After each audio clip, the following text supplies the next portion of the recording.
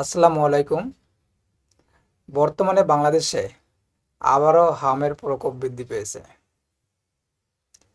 অনেক শিশু হামে আক্রান্ত হচ্ছে, এমনকি মারা যাওয়ার মতো ঘটনাও ঘটছে। অনেকেই হামকে সাধারণ রোগ মনে করে। আসল সত্যি হলো, হাম অত্যন্ত সংক্রামক একটি রোগ, কখনো কখনো প্রাণঘাতী হতে পারে। আজকের ভিডিওতে আমরা জানব হাম কি, কেন হয়, কিভাবে ছড়িয়ে পড়ে, এর লক্ষণ কি এবং কিভাবে হাম প্রতিরোধ করা সম্ভব, শিশুকে কিভাবে সুরক্ষিত করা যায়। আজকে আমরা এই বিষয়গুলো আলোচনা করব। হাম বা মিজেলস একটি ভাইরাস জনিত রোগ। অতি অল্প সময়ে হাম একজন থেকে আরেকজনে ছড়িয়ে পড়তে পারে। বিশেষ করে যে সকল শিশুর হামের টিকা দেওয়া হয় না, যে সকল শিশু অপুষ্টিতে ভোগে এবং রোগ প্রতিরোধ ক্ষমতা কম, তারা অতি সহজেই হামে আক্রান্ত হওয়ার সম্ভাবনা থাকে। হাম কিভাবে ছড়ায়? যখন হামের রোগী কাশি দেয়, হাসি দেয়, কথা বলে, তখন তাদের থেকে ভাইরাস বাতাসে ছড়িয়ে পড়ে।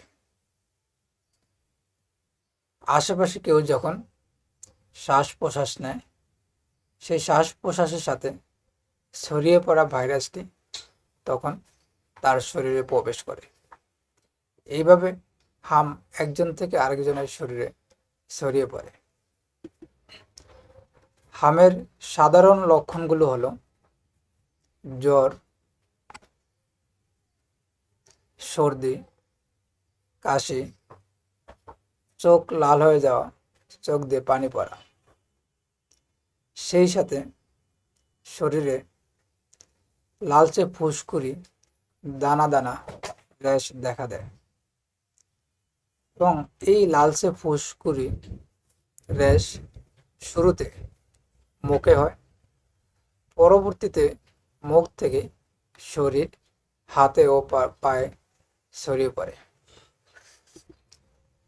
অনেক সময় হাম মারাত্মক জটিল পরিস্থিতি তৈরি করতে পারে।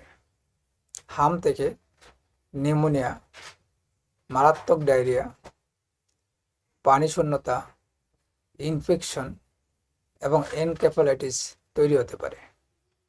যদি এই সকল জটিল পরিস্থিতি তৈরি হয়, তখন একজন শিশুর জন্য প্রাণঘাতী হতে পারে, মারা যেতে পারে।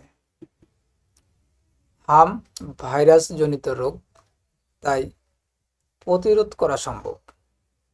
হাম প্রতিরোধ করার সবচেয়ে কার্যকরী উপায় হলো টিকা দেওয়া। আমাদের দেশে অনেক গার্ডিয়ান তাদের ভুল ধারণার কারণে বা ইচ্ছা অনিচ্ছার কারণে শিশুদেরকে টিকা দেওয়া থেকে বিরত রাখেন। মনে রাখবেন, টিকা শিশুর জীবন রক্ষা করে, শিশুকে সুরক্ষিত রাখে এবং অনেক অনেক জটিল পরিস্থিতি থেকে রক্ষা করে।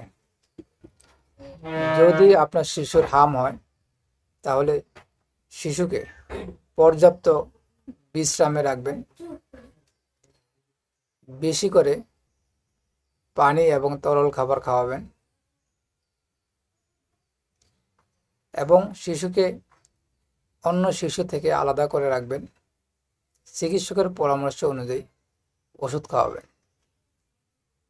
মনে রাখবেন, চিকিৎসকের পরামর্শ ছাড়া বা নিজে নিজে অ্যান্টিবায়োটিক, স্টেরয়েড, পল্লী চিকিৎসক এবং ফার্মেসির দোকান থেকে ওষুধ খাওয়াবেন না।